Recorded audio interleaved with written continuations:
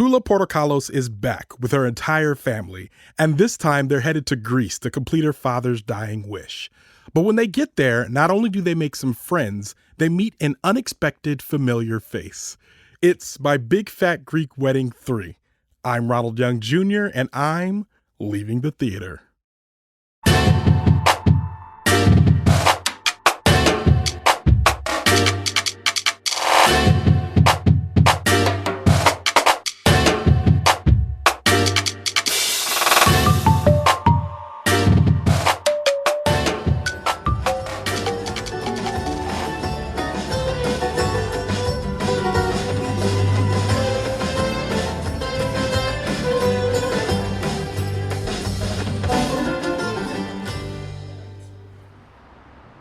All right, this is Ronald, and I am leaving the theater after seeing My Big Fat Greek Wedding 3.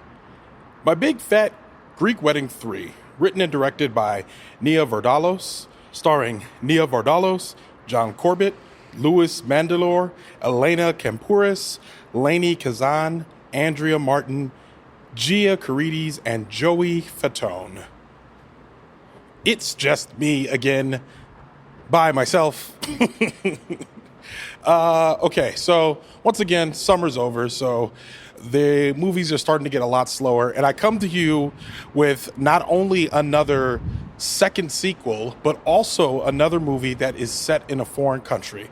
Okay, so for those of you that don't know about the My Big Fat Greek Wedding franchise, it is a story of Tula Portokalos, played by Vardalos, who essentially is telling the story of how she met and married a non-Greek man who was then introduced to her entire family.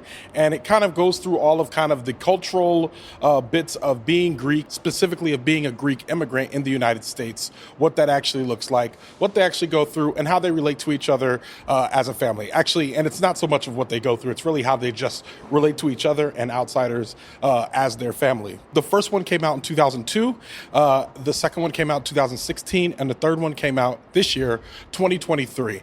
That is important to note because I watched the first one not long after it came out. I watched it at some point in college. I graduated in 2002, so I watched it at some point in college, and I remember watching it, and at the time, it being very much a movie of the late 90s, a romantic comedy specifically of the late 90s. You know, they do a lot of piano in those.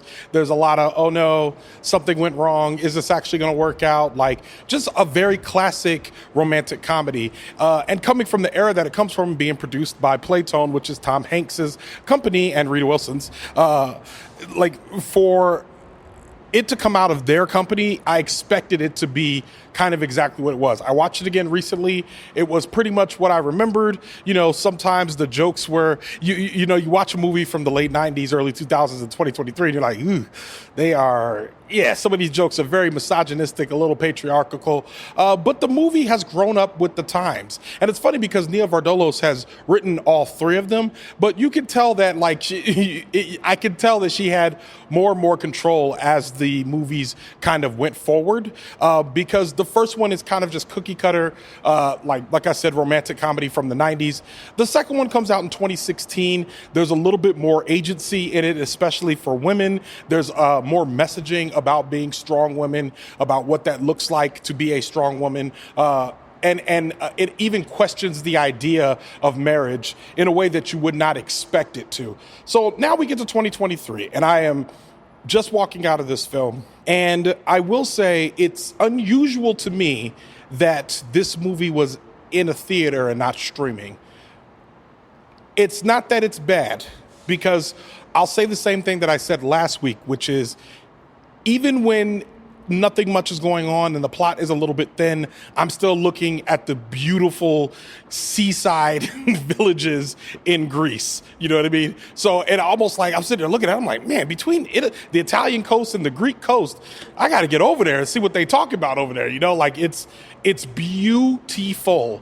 And the characters, on the other hand, it's not that they're not good, but they've all kind of become caricatures of what they were in the first film. They've all just, whatever characteristic that they had that identified them in the first film, they've taken that and they've dialed it up to 100. And they did that in the second movie. They've certainly done it in this movie, which kind of makes the movie feel less, just very unserious. However, again, it's still set in a beautiful countryside, and when it does hit the emotional beats, I mean, there's times I got goosebumps in this movie. There was times when you could tell it's leading up to a certain place, and the whole and again, the whole plot behind this movie is that they are traveling to Greece because Gus Portokalis has died, and it's Michael Constantine actually died. The actor who played Gus actually died in 2021. So they're actually going to Greece to accomplish his dying wish, a mission that he wanted them to accomplish in Greece. So a portion of the family all goes to Greece, and hilarity ensues. There's a lot of jokes. There's a lot of, and the audience I saw it with, I could tell there were a lot of Greek people there, both either from them just talking about being Greek while we were sitting in the theater, or from the ways in which they were laughing at references, specifically Greek references that I knew I didn't get. And the only reason why that sounds familiar to me is it was kind of like watching Black Panther and laughing at the very black parts of that movie and other people not realizing that something is happening here that is cultural that everyone else may not understand. So those parts of it made it very fun, and the emotional beats made it very good, but it's hard to score this movie too high because it doesn't have much plot. There's not much going on. It's very paper thin, and sometimes it just felt like vignettes happening on screen. Which is why I think if it were a streaming film, I probably would have enjoyed it a lot more. But that being said, I did still enjoy it. I don't think this movie can go lower than 3 stars. With all of that being said, I think it's a 3.25 star movie. There wasn't as much going on as was going on in Equalizer 3. But again, this is a second sequel. And for them to be doing what they're doing in a second sequel is pretty impressive. They're on a trip. They're still nailing the emotional beats. There were still laugh out loud lines. And in general, I had a good time. I would have had a better time on the couch, but in general, I had a pretty good time. So 3.25. If you like My Big Fat Greek Wedding, the franchise, you will like this movie. For those who are not into the franchise, you might feel indifferent about this movie, but I also don't think that you're going to go to the theater to watch this because it's a very specific second sequel. And for those who weren't following along the whole time, or if you're not Greek, I don't think that they're necessarily marketing towards you. But if you like it and you were into it the whole time, you're going to enjoy this one too. So, with that, Leaving the Theater is a production of OhitsBigRon Studios. Alexandra Ketch of Bias Studios mixes the show. Thank you, Alex. Show art from Heather Wilder. Theme music by the mysterious Breakmaster Cylinder. For more information about My Big Fat Greek Wedding 3, check out our show notes. You can follow me on Twitter, Instagram, TikTok, or Threads at OhitsBigRon. That's at OhitsBigRon. You can find out more about this show and other OhitsBigRon Studios shows by following us on Instagram at OhitsBigRon Studios and on Twitter at OhitsBigRon Stu. That's STEW. Leaving the Theater will be back soon. Thanks for listening.